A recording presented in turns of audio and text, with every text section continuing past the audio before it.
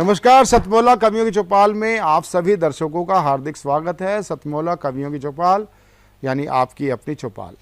सतमौला कवियों की चौपाल आने वाले 15 अगस्त 2025 को अपने 22 वर्ष पूर्ण करने वाली है। और सतमौला कवियों की चौपाल की विशेषता ये है कि सतमौला कवियों की चौपाल के साथ जुड़े हैं आप सभी नवांकुर और वृद्धांकुर और स्थापित कवियों के रूप में। ये अपना एक परिवार है और इसमें से हजार आज स्थापित कवि हो चुके हैं और उनकी अपनी पहचान बन चुकी है। ऐसे ही केवल दूसरी विशेषता ये है कि ये केवल हिंदी नहीं, सभी भारतीय भाषाओं तेलुगु, तमिल, कन्नड़, मलयाली, उड़िया, सिंधी, गुजराती, मराठी, सभी भारतीय भाषाओं की कविताओं का ये कार्यक्रम है। और इस कार्यक्रम की विशेषता ये है कि इस हमारे कार्यक्रम में भारतीयता की बात होती है, सनातन की बात होती है, लोक मंगल की बात होती है। अगर नहीं बात होती तो अभारतीयता की बात नहीं होती, सनातन विरोध की बात नहीं होती। और जो है हमारे कार्यक्रम में जो एक फूहड़ता है, जो आज कवि सम्मेलनों की एक विशेषता बन चुकी है, वो हमारे यहाँ नहीं होती। और इस कवि कार्यक्रम में यदि आप सम्मिलित होना चाहते हैं तो आप हमसे संपर्क में रहिएगा।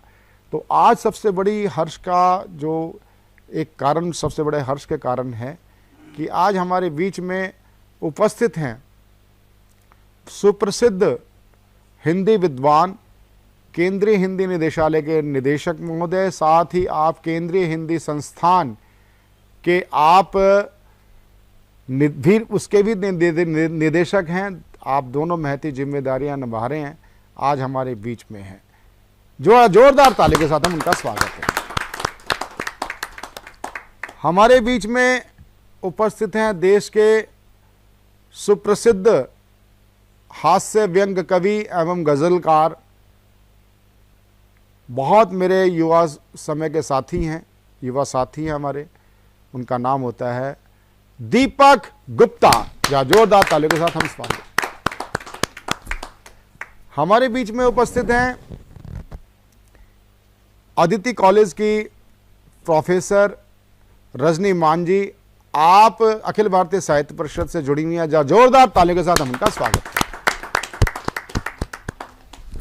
हमारे बीच में हमारे युवा साथी निशांत सिन्हा जी बैठे हैं। जोरदार ताली के साथ हम उनका स्वागत है। मैं आमंत्रित कर रहा हूं देश के लाडले कवि और जिनका जो हास्य और एक व्यंग शोध का विषय भी बन जाता है, जोरदार तालियों के साथ हम स्वागत करें दीपक गुप्ता।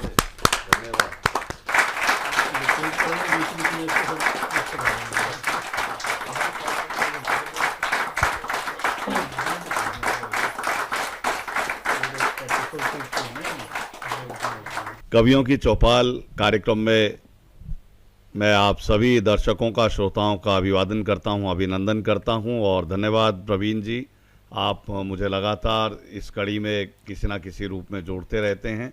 पुनः आपके बीच में आने का सौभाग्य मिला है। हंसने मुस्कुराने की बात यह है कि कभी बचपने में जब विवाह नहीं हुआ था तो गणेश जी से एक वंदना मैंने लिखकर कुछ मांगा था। मुझे वो वंदना याद आ रही है, मैं चाहता हूँ वहीं से हंसाने का क्रम शुरू करें। कि ताड़ ताड़ चेहरों को ताड़ जैसा हो गया, ताड़ ताड़ चेहरों को ताड़ जैसा हो गया, झाड़ पे चढ़ा तो मैं भी झाड़ जैसा हो गया, मेरे नयनों का नीर बाढ़ जैसा हो गया, और मैं जवानी में कबाड़ जैसा हो गया। धीरे धीरे हालत हुई है जानलेवा, धीरे धीरे हालत हुई है जानलेवा, जय गणेश जय गणेश जय गणेश देवा। और धूप बत्ती करी फल फूल भी चढ़ाए गए। ईश्वर को भी स्वार्थवश हम पूजन करते हैं कि धूप बत्ती करी फल फूल भी चढ़ाए गए, मंत्र भी पढ़े गए और शंख भी बजाए गए, नाम तेरे कितने की भंडारे कराए गए, पर टोट के भी मेरे काम नगी आए गए। सेवा नित करता हूँ पाता नगी मेवा, सेवा नित करता हूँ पाता नगी मेवा, जय गणेश जय गणेश जय गणेश देवा। और मनुष्य की प्रवृत्ति है, भागते चोर की लंगोटी मिल जाए उसे वो भी नहीं छोड़ना चाहता कि धरती पे आया हूं तो कुछ कर जाऊंगा, धरती पे आया हूं तो कुछ कर जाऊंगा, दीपक हूं तो मैं थोड़ा तम घर जाऊंगा, मेरी विनती है ये मेरी विनती जो मान ले मैं तर जाऊंगा, वरना प्रभु जी मैं कुंवारा मर जाऊंगा, ना मिले कुंवारी तो दिला दे कोई बेवा, जय गणेश जय गणेश जय गणेश देवा। और शादी जब हो जाती है तो और कष्टकारी काम हो जाता है, क्योंकि शादी के कुछ साल बाद दिलाते हुए पुराने दिनों की याद, शादी के कुछ साल बाद दिलाते हुए पुराने दिनों की याद, पत्नी ने पति से कहा, देखो जी रोशनदान पर बैठे कबूतर कबूतरी कितने ढंग से प्यार कर रहे हैं और एक आप हैं सुबह से अखबार पढ़ रहे हैं। पति बोला, भाग्यवान तेरी बात बिल्कुल सही है, पर तू अक्ल से नहीं आंखों से काम ले, देख कबूतर तो पुराना है कबूतरी नहीं। धन्यवाद।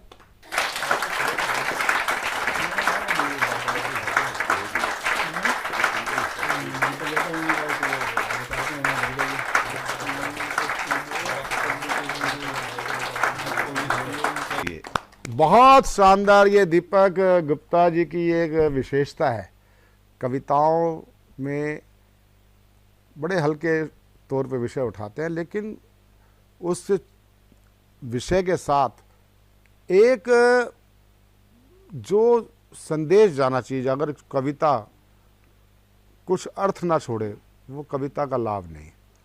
और वो दीपक गुप्ता जी की कविताओं का बहुत ही एक विशेषता रहती है। और अब मैं जिनको आमंत्रित करना चाहता हूँ वह होती हैं हमारी प्रिय साथी, हमारे कार्यक्रम की मानद निदेशक प्रोफेसर रजनी मान जी। आप हमारे कार्यक्रम में आए हैं तो मैं ज़रूर चाहूँगा कुछ आप नए कवियों को, वरिष्ठ कवियों के साथ आप कुछ संदेश देना चाहें। प्रोफेसर रजनी मान जी।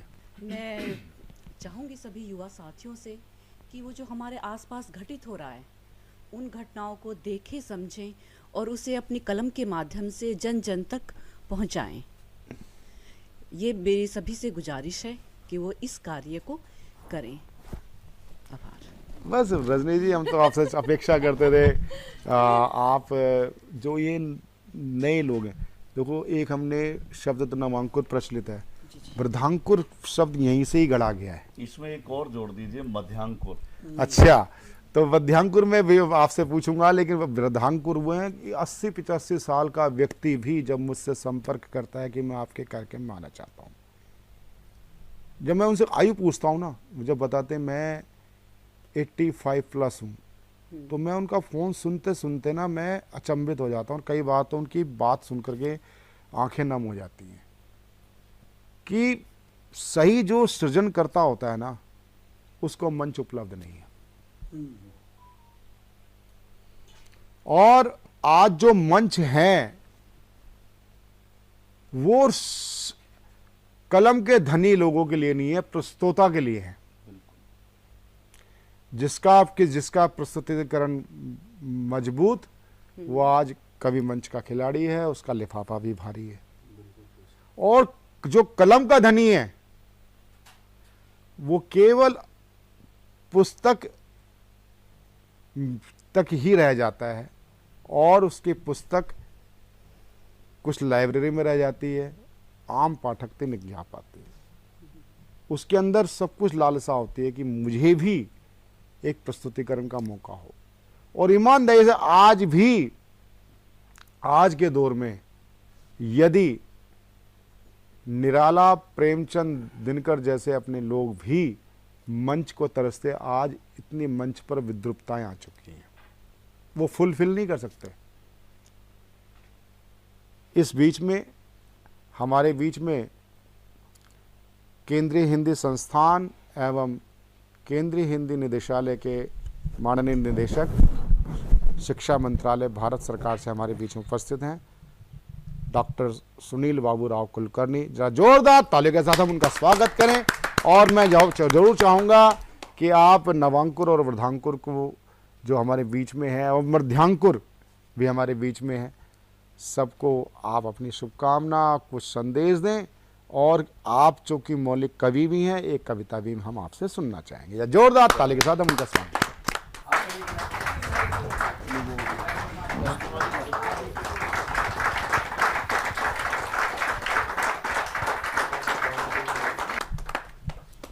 धन्यवाद प्रवीण जी। सचमुच एक अद्भुत चौपाल है जिसमें सब कवि गोपाल है और कृष्ण राधा के सानिध्य में ये जो काव्य महोत्सव आप आयोजित करते हैं वो एक नवांकुर के लिए, मध्यांकुर के लिए और वृद्धांकुर के लिए एक आशा का अंकुर है। और ये न जाने कितने ऐसे अनाभिज्ञ कवियों को आपके माध्यम से जनता से अवगत कराता है। आपने बहुत महत्वपूर्ण बात कही कि बहुत से कवि ऐसे हैं कि जिनमें अभिव्यक्ति की क्षमता नहीं होती है, लेकिन उनकी कलम जो है वो बहुत सशक्त होती है और बिना अभिव्यक्ति के अभाव में, संप्रेषण के अभाव में वो लोगों तक पहुंचती नहीं है।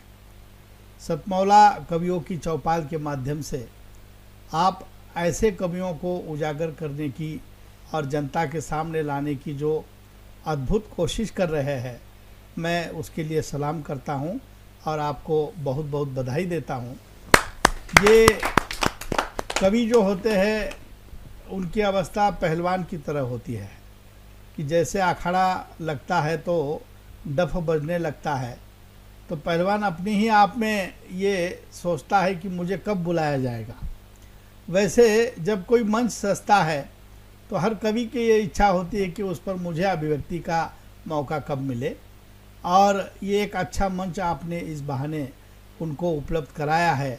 और जो एक निरंतरता आपने इस परंपरा में निभाई है वो तो बहुत ही प्रशंसनीय है, और मैं कहूँगा कि न केवल प्रशंसनीय है बल्कि आदर्श की भी द्योतक है, क्योंकि इतने लंबे अरसे से हजारों कवियों को इस प्रकार मंच देना और उसमें निरंतरता बनाए रखना, ये हर किसी के बस की बात नहीं होती है।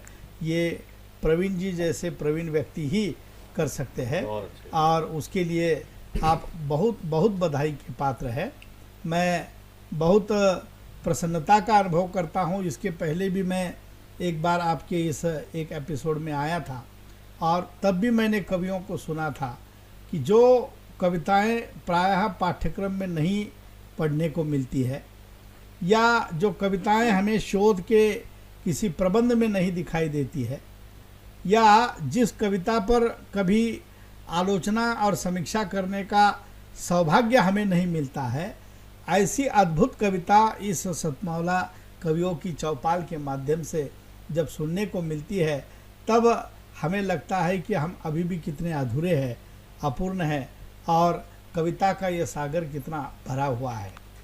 कभी लगता है कि कविता की बाधा होवे वे कृष्ण हरम राधा होवे। वैसे यहाँ कवियों की चौपाल को देखने के बाद हर कवि कविता को बाधा होता है और वो कृष्ण और कविता राधा होती है। मैं इस परंपरा के लिए आपको बहुत बहुत साधुवाद देता हूँ और आशा करता हूँ कि आपका ये परंपरा नित्य इस तरह से निरंतर बनी रहे और उसमें आपकी निरंतरता बनी रहे। सामान्य से सामान्य कवि भी आपके इस चौपाल के माध्यम से हमारे जनता के सम्मुख आए और आज के इस तनाव भरे ज़िंदगी में तनाव को मुक्त करने के लिए मुझे लगता है कि कविता दवाई से भी ज़्यादा काम करती है। जहाँ दवाइयाँ जो असर एक स्थिति के बाद कर नहीं पाती, वो असर दवाइयाँ कभी एक्सपायर हो जाती है या कभी बार बार लेने से उसका प्रभाव कम हो जाता है, लेकिन कविता एक ऐसी दवा है कि जो न कभी एक्सपायर होती है और ना ही उसका कभी असर कम होता है। उल्टा वो जब जब भी सुनी जाती है कुछ उसमें से कुछ न कुछ नए अर्थ निकाले जाते हैं। ज्ञानेश्वर ने 12वीं शताब्दी में लिखा ज्ञानेश्वरी, लेकिन आज भी जब हम पढ़ते हैं तो नित्य उसमें नया कुछ न कुछ पाते हैं। तुलसी ने रामचरितमानस लिखा, लेकिन कितनी सदियाँ हो गई, आज भी जब हम उसको सुनते हैं पढ़ते हैं कुछ न कुछ नया पाते हैं। और शायद इसीलिए उनको कालजयी कवि की उपमा हमने दी कि हर काल में वो प्रासंगिक है, हर काल में उससे कुछ नए नए अर्थ जो है वो उभरते हैं। मैं इस आयोजन के लिए, और आज तो मैं अपने आप को बहुत धन्य मान रहा हूँ कि दीपक जी जैसे हास्य कवि को, और गंभीर कवि, आपने उनको हास्य कवि कहा लेकिन मुझे तो बहुत गंभीर कवि लगे और असरदार कवि लगे। और जीवन के इस गहन फिलॉसफी को इतने सहज सरल शब्दों में अभिव्यक्त करना, इसके लिए बहुत साधना करनी पड़ती है। मैं दीपक जी को बहुत बहुत बधाई देता हूँ और मेरा अपना भाग्य मानता हूँ कि आज इस आपका सानिध्य मुझे मिला और आपके कार्यक्रम में मुझे भी सहभागिता देने का अवसर। सुनील जी, हम आपका आना पूर्ण तब होगा जी। आप केंद्रीय हिंदी संस्थान के आप निदेशक तो हैं, केंद्रीय हिंदी निदेशालय के भी, लेकिन आप मूलतः आप भारतीय भाषा के भी कवि हैं। जी जी। हम आपसे 2 कविता सुनना चाहते हैं, जरूर। एक हिंदी में और एक मराठी में। जरूर, आपकी अपेक्षा जरूर पूरी होगी। मैं मूलतः बचपन से काव्य प्रतियोगिता में सहभागी होता रहा हूँ। कुछ मराठी में भी लिखा है, 1-2 काव्य संकलन मराठी में आए हैं। हिंदी में अभी स्वतंत्र रूप से काव्य संकलन आया नहीं, लेकिन 4 काव्य संकलनों का मराठी हिंदी अनुवाद मैंने किया है, वो प्रकाशित हुए हैं। एक कविता की जो मैंने खुद मराठी में भी लिखी है और उसका हिंदी में अनुवाद भी मैंने ही किया है। कविता का शीर्षक है वैश्वीकरण, उसको मराठी में जागतिकीकरण कहा जाता है। तो पहले मैं हिंदी की पंक्ति पढ़ूंगा और फिर उसकी मराठी पंक्ति भी आपको बताऊंगा। कविता का शीर्षक है वैश्वीकरण। आजकल ये वैश्वीकरण की बह रही है धारा, अरे आजकल ये वैश्वीकरण की बह रही है धारा, और दिन ब दिन घट रहा है इंसानियत का नारा। बहुत अच्छा, बहुत अच्छा। अरे आजकाल या जागतिकीकरणाचा वाहू लागला वारा, अरे आजकाल या जागतिकीकरणाचा वाहू लागला वारा, अन दिवस आटत आहे माणुसकीचा झरा। बहुत अच्छो। दिवस आटत आहे माणुसकीचा झरा, जिकडे तिकडे चोहीकडे हो बाजारवादच सारा, जिकडे तिकडे चोहीकडे हो बाजारवादच सारा, अन दिवस वाढत आहे यूज अँड थ्रोचा नारा। बहुत अच्छे, बहुत अच्छे। जिधर भी देखे उधर दिखे बाजारवाद ही सारा, अरे जिधर भी देखे उधर दिखे बाजारवाद ही सारा, और दिन ब दिन बढ़ रहा है यूज एंड थ्रो का नारा।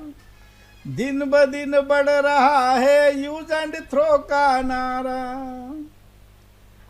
शहर शहर का हर मकान बन रहा है दुकान। इस ग्लोबलाइजेशन में क्या हुआ, तो हर शहर का हर मकान बन रहा है दुकान, अन रोटी से भी डबल रोटी लग रही महान। बहुत अच्छे, बहुत अच्छे, बहुत अच्छे। शहरामधले प्रत्येक मकान बनू लागले दुकान। अरे शहरामधले प्रत्येक मकान बनू लागले दुकान। अन रोटी ऐवजी डबल रोटी वाटू लागली। बहुत अच्छे, बहुत। रोटी ऐवजी डबल रोटी वाटू लागली महान। घरात सगळ्या वस्तू आल्या तरी वाटू लागल्या कमी। अरे घर में सारी चीजें आई फिर भी लग रही है कम। घरात सगळ्या वस्तू आल्या तरी वाटू लागल्या कमी। अन निरुपयोगी वृद्ध सारी चालली वृद्धाश्रमी। और निरुपयोगी बूढ़े सारे जा रहे आश्रम। बहुत अच्छे, बहुत अच्छे, बहुत अच्छे। घर में सारी चीजें आई फिर भी लग रही है कम। और निरुपयोगी बूढ़े सारे जा रहे आश्रम। पावसाच्या नयनाने वाढू लागला तान। उसी को हिंदी में लिखा कि बरसात के न आने पर बढ़ रहा है गम। जब लूट लिया साहूकारों ने तो किसान तोड़ रहा है दम। बहुत अच्छे, बहुत अच्छे, बहुत अच्छे। अरे पावसाच्या नयनाने वाढू लागला तान। अन लुटले जेव्हा सावकारांनी शेतकरी सोडू लागला प्राण। जब लूट लिया साहूकारों ने तो किसान तोड़ रहा है दम। एम.ए. एम.फिल पी.एच.डी झाले तरी वाटू लागले कमी। शिक्षा जगत का क्या हुआ कि जब एक समय ऐसा था कि स्नातक परास्नातक होने के बाद अपने आप नौकरी लग जाती थी।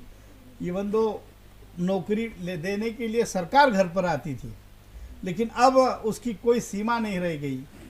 और इसीलिए लिखा गया कि एम.ए. एम.फिल पी.एच.डी हुआ फिर भी लग रहा है कम। और सेट होकर नेट भी देकर नहीं मिल रहा वेतन। एम.ए. एम.फिल पी.एच.डी झाले तरी वाटू लागले कमी। आणि ये सेट होऊन नेट देऊन नाही नौकरीची हमी। पहली से ही अंग्रेजी का फड़क रहा है निशान। अब पहली से ही अंग्रेजी का फड़क रहा है निशान। और मातृभाषा और संस्कृति का घट रहा प्रमाण। पहिली पासून इंग्रजीचे फडकू लागले निशान। अरे पहिली पासून इंग्रजीचे फडकू लागले निशान। आणि मातृभाषा आणि संस्कृतीचे घटू लागले प्रमाण। ये वैश्वीकरण की देन है और इसीलिए ये वैश्वीकरण की कविता है। बहुत अच्छे, बहुत अच्छे, बहुत अच्छे, बहुत अच्छे। सतमोला कवियों की चौपाल में आज आनंद का विषय ये है कि जहां हमारे बीच में डॉक्टर सुनील बाबूराव कुलकर्णी जी, निदेशक केंद्रीय हिंदी निदेशालय भारत सरकार, केंद्रीय हिंदी संस्थान की भी आपके पास निदेशक की जिम्मेदारी है, दीपक गुप्ता जैसे हास्य के बाजीगर हमारे साथ बैठे हैं,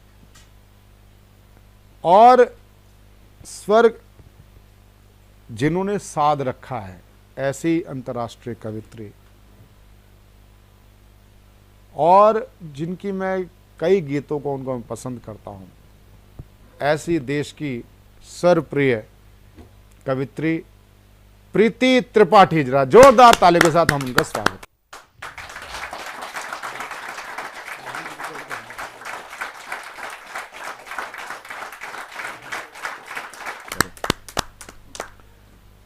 मैं दो पंक्तियों के साथ मैं आमंत्रित करना चाहूंगा कहूँ क्या किस तरह से जिंदगी को जी लिया मैंने, कहूँ क्या किस तरह से जिंदगी को जी लिया मैंने, चुभन सुई घुटन धागा लबों को सी लिया मैंने, लबों को सी लिया मैंने। डॉक्टर प्रीति त्रिपाठी।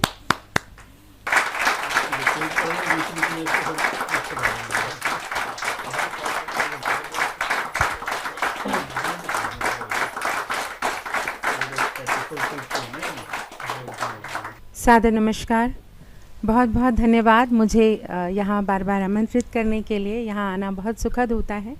एक गीत से आप सबको जोड़ती हूँ। प्रेम में जो सबसे सुखद होता है वो होता है विरह, और विरह की साक्षी रही हैं मीरा। मैंने अपने भावों को, अपने शब्द पुष्पों को समर्पित करने की कोशिश की है, सुनिएगा। मैंने मीरा के वैराग्य को चुन लिया, मैंने मीरा के वैराग्य को चुन लिया, राजमहलों का श्रृंगार भाया, देहरी द्वार तरसा कि ये युग हुआ, देहरी द्वार तरसा कि ये युग हुआ, कोई दीपक जलाने को आया नहीं, मैंने मीरा के वैराग्य को चुन लिया। बहुत आभार। पहला बंद देखते हैं। प्रेम में सौंप कर सब तुम्हारे रहे, चैन को खो दिया नींद हारे रहे, बहुत अच्छे, बहुत अच्छे, बहुत अच्छे। मुझ में मिलते रहे प्यास के हल सभी, तुम समंदर से खारे के खारे रहे, मैंने हर मोड़ पर साथ चाहा मगर, मैंने हर मोड़ पर साथ चाहा मगर, तुमने मुझ में कभी मन लगाया नहीं, मैंने मीरा के वैराग्य को चुन लिया, राजमहलों का श्रृंगार भाया नहीं, मैंने मीरा के वैराग्य को चुन लिया। और जीवन कैसा होता है? रीतियाँ रिक्तियाँ खामोशियाँ साथ चलती रही अनवरत ठाठ से, रीतियाँ रिक्तियाँ और खामोशियाँ साथ चलती रही अनवरत ठाठ से, साथ दो पल का भी ना सुखद हो सका, दंश इतने मिले हो गए काठ से, इस चकाचौंध में कोई सूरज मेरे, इस चकाचौंध में कोई सूरज मेरे, आंसुओं की नमी सोख पाया नहीं, मैंने मीरा के वैराग्य को चुन लिया, राजमहलों का श्रृंगार भाया नहीं, देहरी द्वार तरसा कि ये युग हुआ, कोई दीपक जलाने को आया नहीं, मैंने मीरा के वैराग्य को चुन लिया। धन्यवाद। ये थी डॉक्टर प्रीति त्रिपाठी। आपने सुना, डॉक्टर साहब आपने भी देखा, ये एक ऐसी कवित्री है कि आज मंच पे कई प्रकार के कविताओं के प्रतिनिधि हैं। ये डॉक्टर प्रीति त्रिपाठी एक अलग अनूठी विलक्षण, इसमें जो है कि एक तो सबसे बड़ी बात है कि मौलिकता, दूसरी बात है कि इनके कई गीतों के अंदर जो वो है, वो कभी इनकी कविता गांव में चली जाती है और कभी कविता इनकी अतीत में चली जाती है और कभी कविता के अंदर अभी जो कविता थी मीरा का, जो एक पूरे भाव के साथ इस कविता को जिस ढंग से प्रस्तुत किया, मैं बहुत बहुत साधुवाद करता हूँ।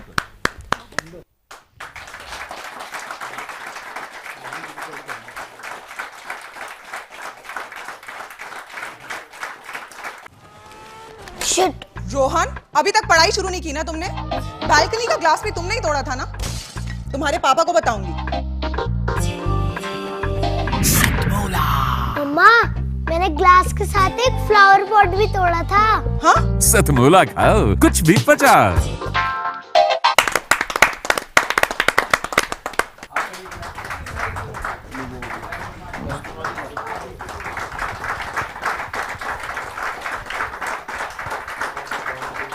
तो साथियों, अंतराल के बाद में एक बार फिर से स्वागत है आपके अपने मनपसंद कार्यक्रम जिसका नाम होता है सतमोला कवियों की चौपाल।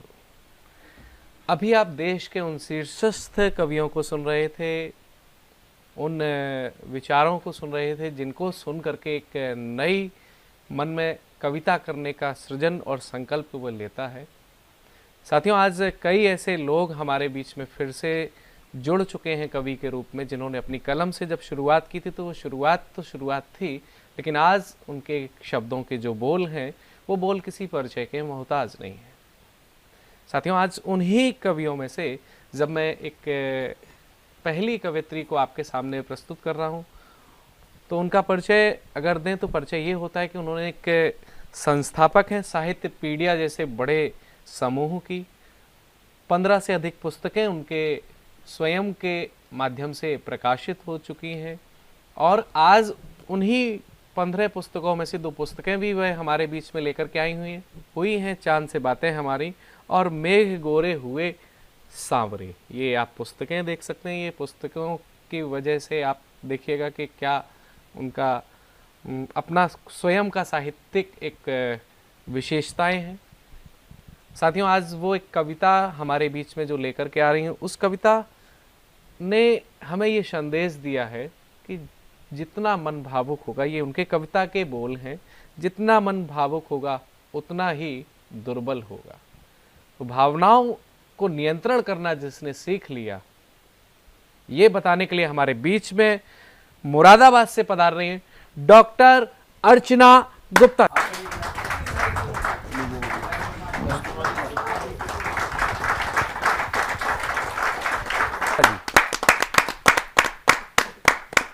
सभी को नमस्कार। 4 पंक्तियों से अपनी बात रखती हूँ।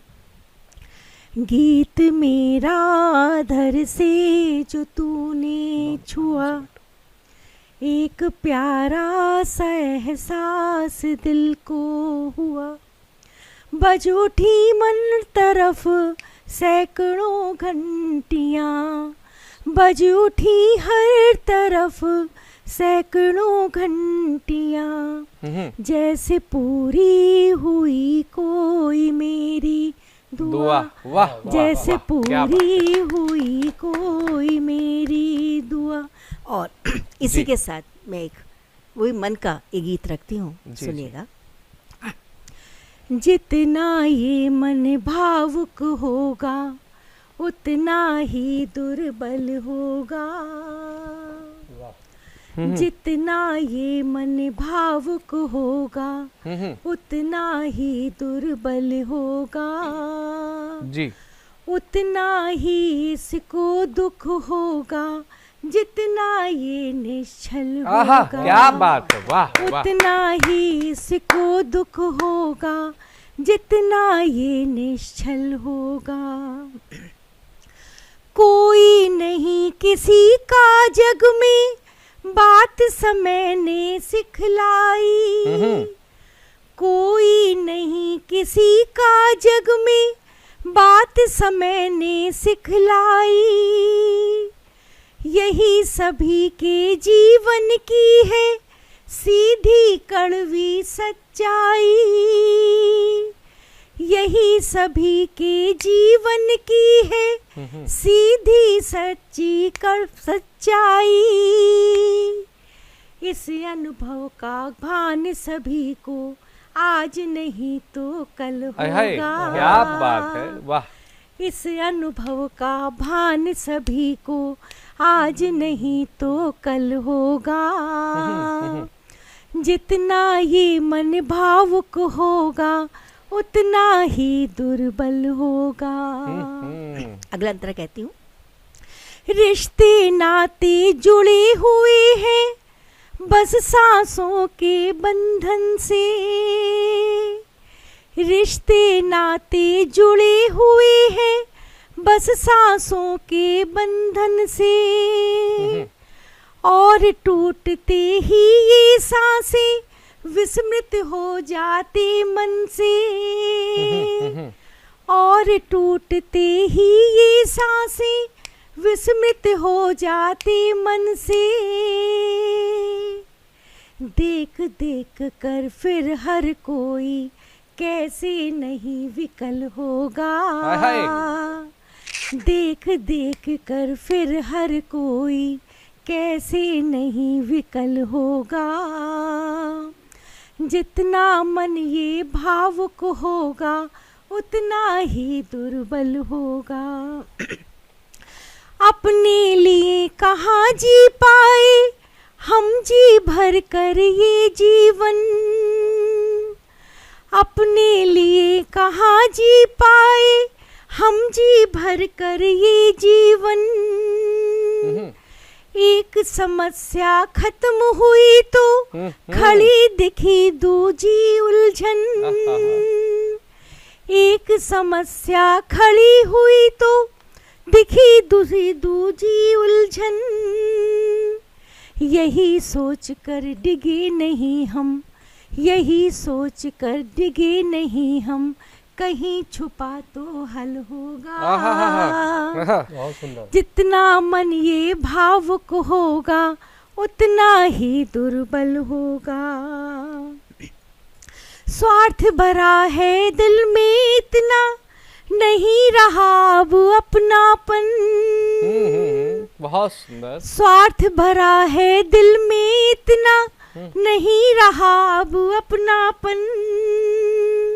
भाग रहे दौलत के पीछे छूट रहा पीछे जीवन। भाग रहे दौलत के पीछे छूट रहा पीछे जीवन। ध्यान रहे आँखों में एक दिन, ध्यान रहे आँखों में एक दिन, पछतावे का जल होगा। जितना मन ये भावुक होगा उतना ही दुर्बल होगा। बहुत सुंदर। और इसका आखिरी बंद देती हूँ। नहीं लिखा है जो नसीब में कभी नहीं मिल पाएगा। नहीं लिखा है जो नसीब में कभी नहीं मिल पाएगा। लेकिन जो कुछ मिलना तय है खुद चल कर वो आएगा। वाह वाह वाह। लेकिन जो कुछ मिलना तय है वो खुद चल कर आएगा। जितना संतोषी मन होगा, जितना संतोषी मन होगा उतना सफर सरल होगा। बहुत सुंदर। जितना संतोषी मन होगा उतना सफर सफल होगा। जितना मन ये भावुक होगा उतना ही दुर्बल होगा। जितना मन ये भावुक होगा उतना ही दुर्बल होगा। उतना ही इसको दुख होगा जितना ये निश्चल होगा। जितना ये निश्चल होगा। बहुत बहुत शुक्रिया।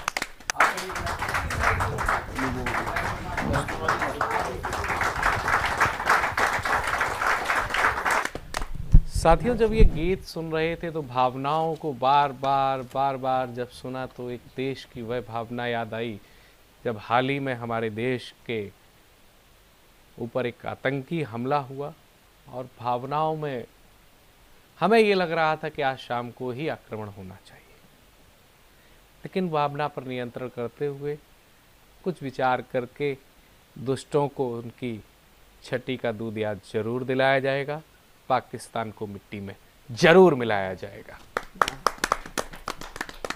हाँ, माना मन व्यथित हुआ है, नहीं कभी फिर थकित हुआ है, और विचलित मन ने कोशिश करके, आज भारत विचलित है लेकिन कोशिश करेगा तो परिणामों से जग चकित होगा। तो विचलित मन ने कोशिश करके परिणामों जग चकित हुआ है, और हम जरूर चकित करेंगे, लेकिन उस देश के नाम एक गीत होना चाहिए। और जब हमारे बीच में योगेश जैसा एक बहुत ही सरल सौम्य इस देश का गीतकार हो, तो क्यों ना उन्हीं को आमंत्रित किया जाए आप सबकी जोरदार तालियों से। और यहाँ से पधारे हुए योगेश दीक्षित जी।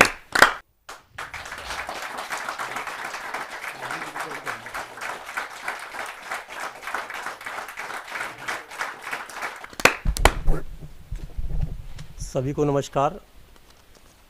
माँ शारदे की वंदना में एक छंद रखता हूँ कि शारदे भवानी आओ ज्ञान दीपिका जलाओ, शारदे भवानी आओ ज्ञान दीपिका जलाओ, आके मातू कविता को शुरू करवाइए, आके मातू कविता को शुरू करवाइए, हाथ लिए समिधा ये गीत छंद रस वाली, आप ही हवन पूजा पूरी करवाइए, कि स्वान पे सवार होके मातू बीड़ा पाली, अब करिए न देर आके बीच में बिराजिए, और पूजा वंदना में हो जो भूल कोई भूल बस, मातू भूल मान कर भूल को विसारिए, मातू भूल मान कर भूल को विसारिए। आइए, आज गांव से शहरों के लोग पलायन कर रहे हैं, लेकिन हमारी संस्कृति, हमारी परंपराएं यदि ये जीवित है तो उनके पीछे हमारे गांव ही है। तब चार पंक्तियां और रखता हूं जी, और आप सभी का समर्थन चाहता हूं कि पला बड़ा है भारत जिससे, कि पला बड़ा है भारत जिससे वो भाव भी जिंदा रखने हैं, कि पला बड़ा है भारत जिससे वो भाव भी जिंदा रखने हैं, और शहरों में मिलने वाले दिल में घाव भी जिंदा रखने हैं। हाँ जी, हाँ और जी। ये अपनापन, ये संस्कार शहरों में मिलने वाले ना, अरे शहर बसाना अच्छा है पर गांव भी जिंदा रखने हैं। वाह वाह वाह योगेश भाई वाह, बहुत बहुत आभार। आइए मैं सीधा अपने अब गीत की ओर चलता हूँ। हमारे देश की सांस्कृतिक, भौगोलिक और ऐतिहासिक खूबसूरती को समेटे हुए हमारा ये गीत जी निवेदित है कि जिसकी रज रज चंदन है और कण कण में बलिदान, कि जिसकी रज रज चंदन है और कण कण में बलिदान, ऐसा प्यारा पावन है ये मेरा हिंदुस्तान, ऐसा प्यारा पावन है ये मेरा हिंदुस्तान, कि जिसकी रज रज चंदन है और कण कण में बलिदान, ऐसा प्यारा पावन है ये मेरा हिंदुस्तान। वाह, वाह, और क्या खूबसूरती है, एक बंद रखता हूँ कि केसर वाला मुकुट बना जिसके माथे की शान, अर्धानी चूनर झूम रही है खेत खेत खलियान, स्वयं किया देवों ने जिसका मुख से है गुणगान, स्वयं किया देवों ने जिसका मुख से है गुणगान, ऐसा प्यारा पावन है ये मेरा हिंदुस्तान, ऐसा प्यारा पावन है ये मेरा हिंदुस्तान। एक खूबसूरती का और बंद रखता हूँ और आपसे तालियों का साथ चाहता हूँ। स्वागत है। कि कहीं तुलसी की चौपाई रामचरित को गाए, कहीं तुलसी की चौपाई रामचरित को गाए, और कहीं कबीरा बाड़ी से अपने अमृत रस बरसाए, और धन्य हुई जो धरती पाकर मीरा और रस खान, ऐसा प्यारा पावन है ये मेरा हिंदुस्तान, ऐसा प्यारा पावन है ये मेरा हिंदुस्तान। एक और बंद रखता हूँ कि लहू बहाकर सींची है हमने इस देश की माटी, कि लहू बहाकर सींची है हमने इस देश की माटी, और तब जाकर पाई है हमने अपनी ये आज़ादी। और वीरों की परपाटी वाला मेरा ये अभिमान, ऐसा प्यारा पावन है ये मेरा हिंदुस्तान, ऐसा प्यारा पावन है ये मेरा हिंदुस्तान। अगला बंद है कि लुटे पिटे कितने लौटे कितनों को हैं दफनाए, जीते कितने ही महासमर इतिहास कहे गाथाएं। अर केसरिया अर केसरिया अर केसरिया स्याही से जिसका लिखा है गौरव गान, ऐसा प्यारा पावन है ये मेरा हिंदुस्तान। बहुत बहुत आभार सभी को।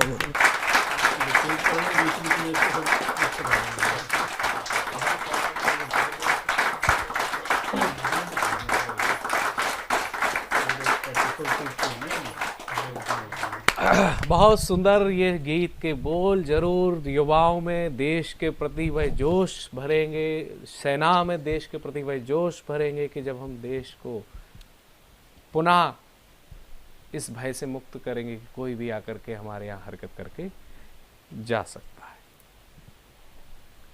साथियों, ये गीत जो देश प्रेम का गाया गया, ये देश प्रेम के गीत ही हमें इस भारत पर गौरव करने के रास्ते बताते हैं। और देश की सुरक्षा की बात होगी तो देश के बेटों की सुरक्षा की बात होगी, देश की बेटियों की सुरक्षा की बात होगी। बेटियां कभी भी भारत भूमि पर एक कालखंड में एक दौर रहा जिस दौर में बेटियों को पीछे करना पड़ा, लेकिन भारत की संस्कृति ने कभी नहीं चाहा कि बेटियां पीछे रहें। सनातन वैदिक संस्कृति से आप देखिएगा कि बेटियों ने अपनी वैदुष्य से संपूर्ण विश्व में अपने नाम का परचम लहराया है। और आज भी बेटियां नए नए अध्याय लिख रही हैं, ये बताने के लिए कि बेटी की माँ एक नहीं बल्कि दो बेटियों की माँ इंदु तिवारी, इंदु जी हमारे बीच में आ चुकी है नैनीताल से। आप सब जोरदार तालियों से उनका स्वागत।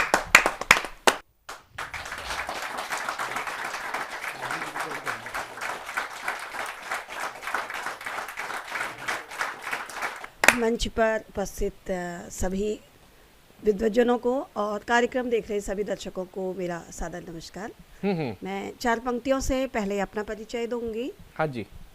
जन्म लिया जिस धरती पर उस धरा पर मैं बलिहारी हूँ, जन्म लिया जिस धरती पर उस धरा पर मैं बलिहारी हूँ, प्यास बुझी जिस अमृतसर से उस धारे नौले की आभारी हूँ, पूर्ण पिता और मातु चंद्र की ऋणी सदा उपकारी हूँ, तालों के शहर नैनीताल में उपाध्याय वंश की नवासी हूँ, तालों के शहर नैनीताल में उपाध्याय वंश की नवासी हूँ कन्या में द्वाराहाट सगनेटी की, हूँ कन्या में द्वाराहाट सगनेटी की और बेताल घाट की बुआरी हूँ, और बेताल घाट की बुआरी हूँ। आगे अपनी एक रचना शुरू कर रही हूँ कि बेटियां हमारी आज किस क्षेत्र में आगे नहीं है, सभी क्षेत्र में आगे हैं, लेकिन कभी कहीं पर ऐसा भी है कि बेटियों को अभी भी आगे बढ़ने से रोका जाता है। तो शुरू के बंध में वो बेटियां अपने समाज से और माता पिता से प्रश्न भी पूछ रही हैं और उसके बाद बेटियों का ही गान है जी, ध्यान दीजिए। जीत का अध्याय लिख रही है बेटियां, जीत का अध्याय लिख रही है बेटियां, हमारी बेटियां हम सबकी बेटियां, जन्नत हमारे घर को बनाती है बेटियां, हमारी बेटियां हम सबकी बेटियां। क्यों भेद बेटे बेटी में करते हैं यहाँ लोग, बेटे को खरा और हमें खोटा क्यों कहते लोग जी। क्यों कोख में ही हमको मार डालते हैं लोग, पैदा हुई है बेटी मनाते हैं यहाँ शोक, माँ बाप और समाज से माँ बाप और समाज से पूछती हैं बेटियाँ, पूछती हैं बेटियाँ, हमारी बेटियाँ हम सब की बेटियाँ। बचपन हमारा चूल्हे चौके में ही बीतता, हर पल हमें क्यों बोझ का ताना दिया जाता। बेटे के हाथ बैठ हमें झाड़ू दिया जाता, बेटे को कुलदीपक हमें खर्चा कहा जाता। फिर भी धरा पे देखो, फिर भी धरा पे देखो, खिलखिलाती बेटियाँ, खिलखिलाती बेटियाँ, हमारी बेटियाँ हम सब की बेटियाँ। जीवन के हर दौड़ में आगे निकल जाती, कंधे में नर के काम से कंधा है मिलाती। आकाश को छूती है उसके पार भी जाती। सुनीता विलियम्स और कल्पना जी जी। आकाश को छूती है उसके पार भी जाती, धरती पे अपने होने का एहसास कराती। द्रौपदी मुर्मू हमारी वाह वाह वीरांगना इस समय की। हाँ हाँ। बेटे से काम में नहीं कमतर हैं बेटियाँ, नहीं कमतर हैं बेटियाँ, हमारी बेटियाँ हम सब की बेटियाँ। जाकर नए घर में नया संसार बसाती, ससुराल घर में नए नए रिश्तों को सजाती। माँ को पुकारती थी अब वो माँ कही जाती, पापा की लाडली सबके लाड उठाती। ससुराल और पीहर को सजाती हैं बेटियाँ, सजाती हैं बेटियाँ, हमारी बेटियाँ हम सब की बेटियाँ। जन्नत हमारे घर को बनाती हैं बेटियाँ, हमारी बेटियाँ हम सब की बेटियाँ। जीत का अध्याय लिख रही हैं बेटियाँ, लिख रही हैं बेटियाँ, हमारी बेटियाँ हम सब की बेटियाँ। बहुत ही शानदार आपने कविता के बोल दिए। आपने बेटियों की जो समस्याएं हैं उनको भी बताया और बेटियों ने जो अध्याय दिए हैं वह भी बताए। लेकिन आपने बेटियों की बात की तो बेटों की बात भी होनी चाहिए, और बेटों की बात करने के लिए इस देश का एक बेटा यहाँ उपस्थित है। उन्होंने न सिर्फ बेटों की बात की बल्कि बेटों की उस त्याग की बात की कि जब माँ ने संस्कार दिए, माँ ने प्रेरणा दी, तो बेटों ने शिशु जीवन में भी अपने प्राणों का त्याग इस राष्ट्र की रक्षा के लिए दिया। आप समझ गए कि शिशु जीवन में अपने प्राणों का त्याग किसने किया? हाँ साथियों, बिल्कुल सही। मैं उस धाय माँ पन्ना के बेटे की बात कर रहा हूँ, और उन्हीं का चरित्र बताने के लिए आज हमारे बीच में बहुत ही श्रेष्ठ कवि, जो कि अध्यापन कार्य भी करते हैं, शिक्षा देने के लिए हमें आ रहे हैं कि हमें देश से प्रेम क्यों करना चाहिए, औरैया से पधारे हुए निर्मल कुमार पांडे जी। आइए जोरदार तालियों से उनका स्वागत करते हैं।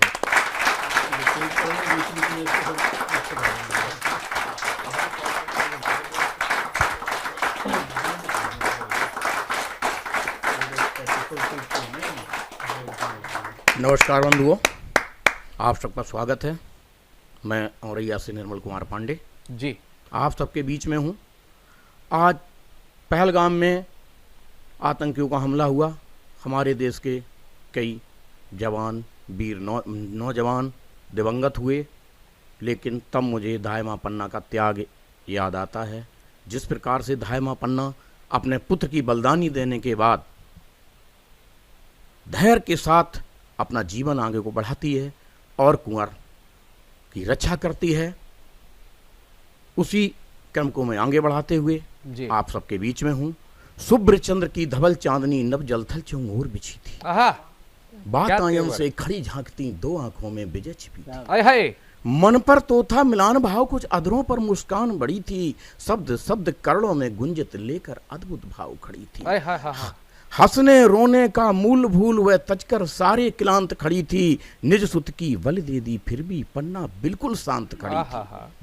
दाहिमा पन्ना चित्तौड़गढ़ किले से 160 किलोमीटर दूर कुंभलगढ़ किले में कुंवर को लेकर के पहुंचती है और वहां पर सुरक्षित करने के बाद बातान के सामने खड़ी हुई है। उस समय का ये दर्शन है। और जब वो जाकर के लेट जाती है तो उसको स्वप्न आता है। स्वप्न में पुत्र चंदन सामने आकर के प्रश्न करता है। वो प्रश्न भी आप लोगों के सामने मैंने प्रस्तुत करने का प्रयास किया है। जाकर लेट गई सैया पर, कुछ कम मन का भार हुआ था, पलकें कुछ बोझिल हो आईं, श्रम का भी कुछ बार हुआ था।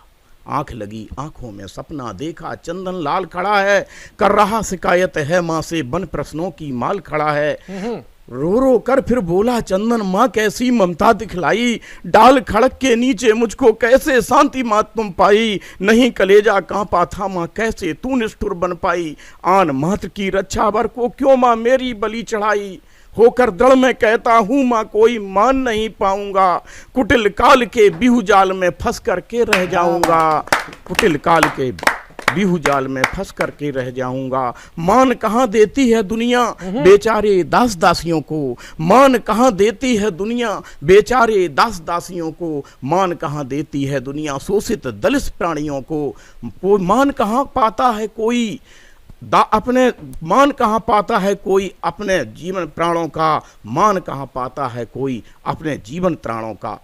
तुम वो मात्र भागी माँ हो जो सुत की बलि चढ़ा आई, और पुत्र की बलिदानी पर रो भी जो ना खुलकर पाई।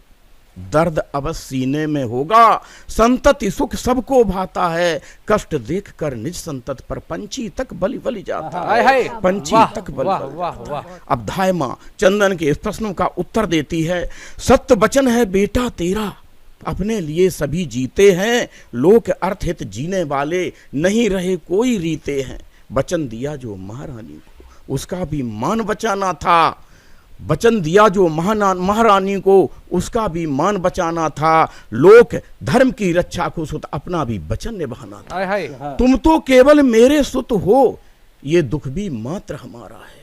उदय सिंह है सुत राणा का, जो जन का मात्र सहारा है। तेरे प्राणों की रक्षा से होती केवल मैं अब सिंचित, और कुंवर की रक्षा से अब होगा पूरा राज अचिंतित। सुनो राज की रक्षा को, सुनो राज की रक्षा को सब हंसकर प्राण दिया करते हैं, बरबरीक निज हाथों से खुद सर का दान किया करते हैं। वाह वाह क्या बात है। बरबरीक निज हाथों से खुद सिर का दान किया करते हैं। जब अर्जुन सुत अभिमन्यु भी बलिदान हुआ रणवेदी पर, तब राजकुंवर की रक्षा को मैं चढ़ा सकी सुत वेदी पर। चिंता तेरी जायज है, पर बलिदान व्यर्थ ना जाता है, पाषाणों में दब जाने पर भी बीज अंकुरण पा जाता है।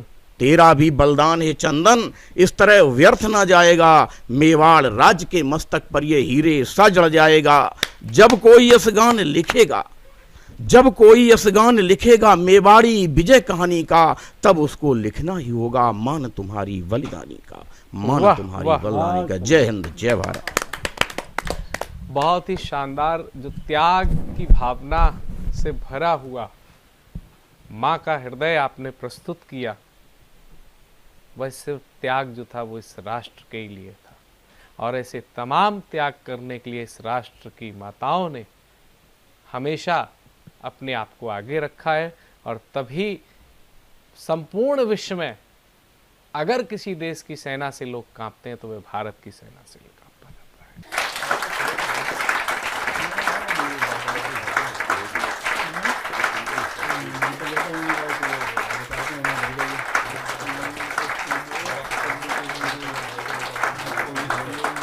आज हमारा परम सौभाग्य है सतमौला कवियों की चौपाल की।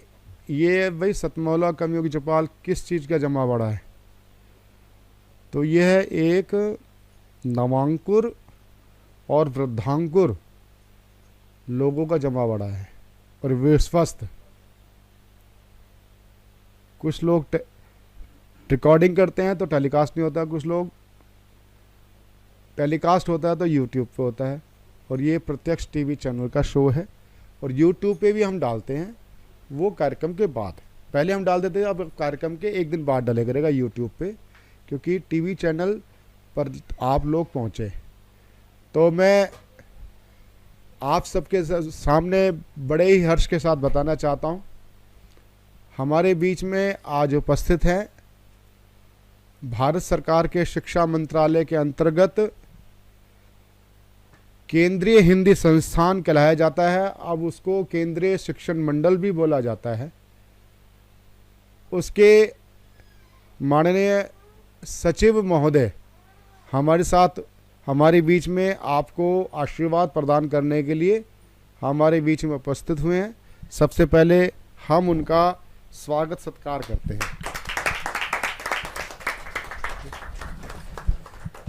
प्रशांत अवस्थी जी और दीपक जी हाथ लगाएं। हमारे बीच में, धन्यवाद, हमारे बीच में देश के लाडले हास्य कवि, हास्य गजलकार, देश नहीं बल्कि विश्व विख्यात अंतर्राष्ट्रीय कवि हमारे बीच में उपस्थित हैं दीपक गुप्ता जी। आप जानते हैं, जोरदार तालियों के साथ हम स्वागत करें। और दीपक गुप्ता जी अल्लड़ बीकानेरी जी के बाद उसी परंपरा के एकमात्र हास्य कवि हैं जो अपना हास्य गज़लों के माध्यम से रखते हैं। जोरदार पुनः एक बार ताली बजाएं। सबसे पहले हमारे बीच में पुष्पेंद्र कुमार शर्मा जी, आप नोएडा गाजियाबाद से पधारे हैं। जोरदार ताली के साथ। पुष्पेंद्र जी बीच में आ जाओ, जो है ना बीच में, पुष्पेंद्र जी बीच में आ जाओ। हाँ श्री, ठीक, नेक्स्ट श्री हरकीरत सिंह ढींगरा जी, सरदार हरकीरत सिंह ढींगरा जी, जोरदार ताली के साथ नोएडा से। रमा त्यागी जी गाजियाबाद से, रमा त्यागी जी गाजियाबाद से, जोरदार ताली के साथ। विशेष आजाद मुरादाबाद से, ठीक।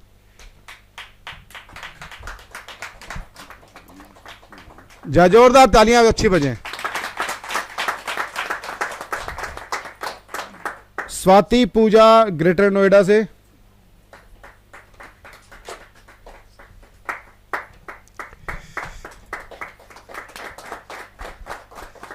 मंजू आहूजा जी गुरुग्राम से। ये आपका स्वागत सम्मान जो करा रहे हैं ना, केंद्रीय हिंदी संस्थान हिंदी को समर्पित संस्था है, शिक्षण, प्रशिक्षण और अवसर, सुअवसर प्रदान करता है। तो मैं एक बड़ा कवि सम्मेलन केंद्रीय हिंदी संस्थान में करने वाला हूं और उसमें पूरे दिन का होगा, चाहिए पूरे दिन का होगा। आइए नीलम गुप्ता जी, नीलम कुमार, डॉक्टर नीलम कुमार, डॉक्टर नीलम कुमार मेरठ से, जोरदार तालियों के साथ। डॉक्टर सरोज दुबे मेरठ से, जोरदार तालियां। डॉक्टर विभा प्रकाश लखनऊ से, प्रवीण रंजन जौनपुर से,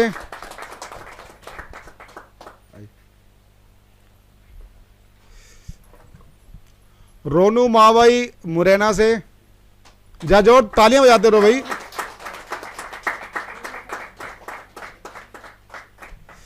रुचिका राणा गाजियाबाद से,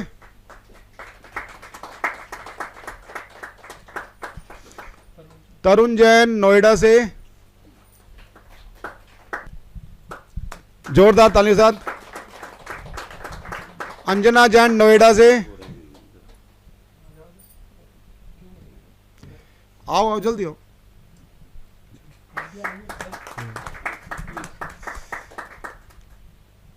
अर्चना सकलकर दिल्ली से,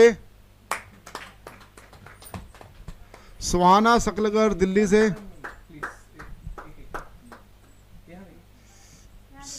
नेक्स्ट सुहाना।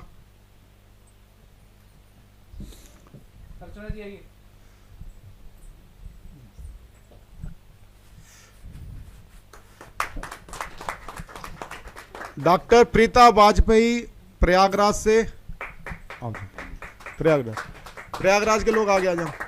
जो प्रयागराज से जो टीम आई वो इधर से आगे आते आइए। नेक्स्ट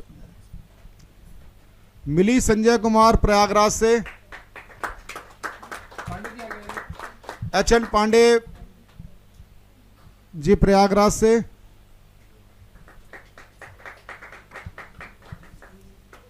जल्दी आइए जल्दी। क्या तालियां बजे तो ढंग से बजे ना। डॉक्टर किरण पांचाल इंदौर से, अर्चना जी एक मिनट आराम।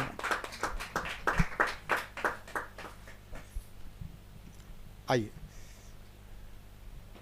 जोरदार ताली के साथ। मनीषा मनी अलीगढ़ से, डॉक्टर मनीषा मनी अलीगढ़ से। निशांत दुबे नोएडा एक्सटेंशन।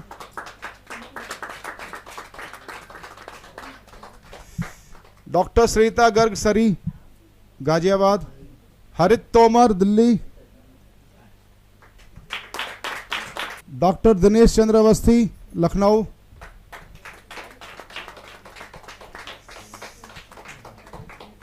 डॉक्टर विशंबर दयाल अवस्थी खुर्जा। चलिए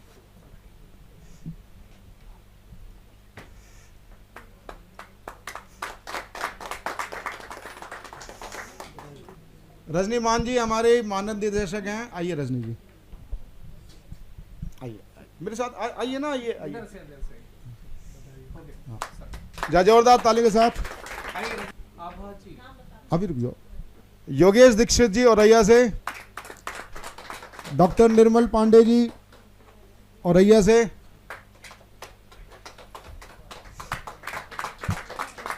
और कौन रह गया? आभा मेहता जी वैशाली से। चलिए ठीक है, चलिए अब काश तुम समझ पाते का लोकार्पण जो डॉक्टर मनीषा मनी जी के द्वारा सर्जित है। जोरदार तालियों के साथ उनका लोकार्पण हो रहा है। सामने दिखाइए।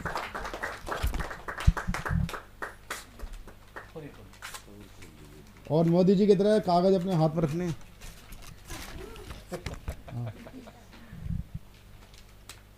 जोरदार तालियों के साथ।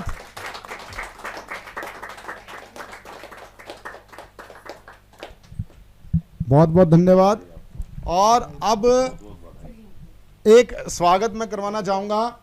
हमारी मानद निदेशक रजनी मान जी हमारे बीच में उपस्थित है।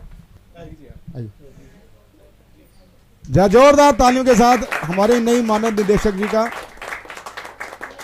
ये थे हमारे देश के लब्ध प्रतिष्ठित कवि डॉक्टर दीपक गुप्ता जी, डॉक्टर प्रीति त्रिपाठी जी और केंद्रीय हिंदी संस्थान के निदेशक, केंद्रीय हिंदी निदेशालय के निदेशक जो शिक्षा मंत्रालय के अंतर्गत है, डॉक्टर सुनील बाबूराव कुलकर्णी जी आज हमारे बीच में रहे। उन्होंने हमें कवियों को संदेश दिया, साथ ही साथ उन्होंने 2 कविताओं का पाठ किया। एक अनुवादित कविता थी और एक खुद की उनकी मराठी कविता थी। और देश से भर से आए 40-50 कवियों ने काव्य पाठ किया, आपने देखा। यदि आप भी सतमौला कवियों की चौपाल में काव्य पाठ करना चाहते हैं तो टीवी स्क्रॉल पर चल रहे नंबर 9711182183 पर आप सीधे हमसे संपर्क कर सकते हैं। व्हाट्सएप कॉल के द्वारा, व्हाट्सएप मैसेज भी छोड़ सकते हैं। आप निरंतर हमारे शो के साथ 5 वर्ष के लिए जुड़ सकते हैं। 5 वर्ष में सुनिश्चित तौर पर आपको हम 10 बार का पाठ करा दें। तो आप किसी भी भारतीय भाषा के कवि हों, अर्थात प्रादेशिक भाषा हो, पंजाबी, तेलुगु, मलयाली, कन्नड़, मराठी, गुजराती, सिंधी, उड़िया, कोंकण, किसी में भी आप काव्य पाठ हमारे यहाँ कर सकते हैं। और कविता विधा के साथ साथ हम स्टोरी टेलिंग भी करवाते हैं। ये भी एक साहित्य की विधा है। आप हमारे कार्यक्रम में सम्मिलित हो सकते हैं। टीवी स्क्रॉल पर चल रहे नंबर 9711182183 पर व्हाट्सएप के द्वारा आप मैसेज छोड़ सकते हैं। हमारी टीम आपसे संपर्क करेगी। और ये एक विश्वसनीय और एक स्वस्थ प्लेटफॉर्म है जहां कविता सुनी और सुनाई जाती है। तो जुड़िए हमारे व्हाट्सएप नंबर से 9711182183। मिलते हैं अगले रविवार पुनः सतमोला कवि चौपाल में। नमस्कार।